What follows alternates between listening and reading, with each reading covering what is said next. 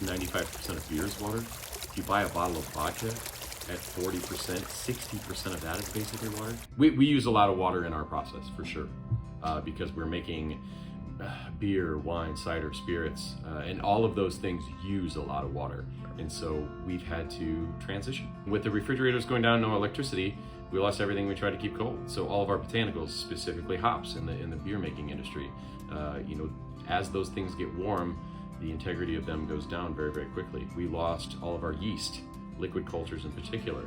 We had a library of yeast that was in a freezer that when the power goes down, we lost all of it.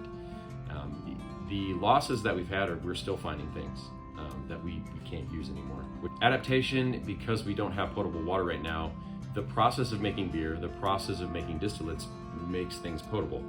We've introduced the distillation side of things, mashing, much earlier in the semester to afford the fact that these students can continue to use their hands to make these things throughout the rest of the year. They had malted their own grains earlier in the semester, and normally earlier in the semester we have them brew with their grains, make a beer with their grains.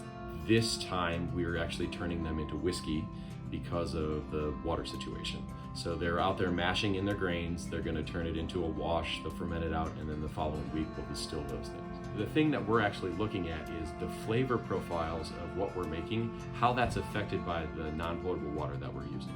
But when you're talking about taste, if there's something off in the water and we distill it, distilling is just a concentration process. So we're gonna concentrate the flavors that could be off. They need to recognize off flavors so that if they are in this situation or in a situation where a filter fails or they're out in the industry, they can recognize that right away and be able to track down the problem and solve that problem before it becomes a much bigger cost. So they're learning by using this water that would be considered non-potable. They're making a product and understanding the sensory analysis, the flavors, the smells, the tastes that go with things to be able to use kind of a detective skill to figure out where those flavors came from.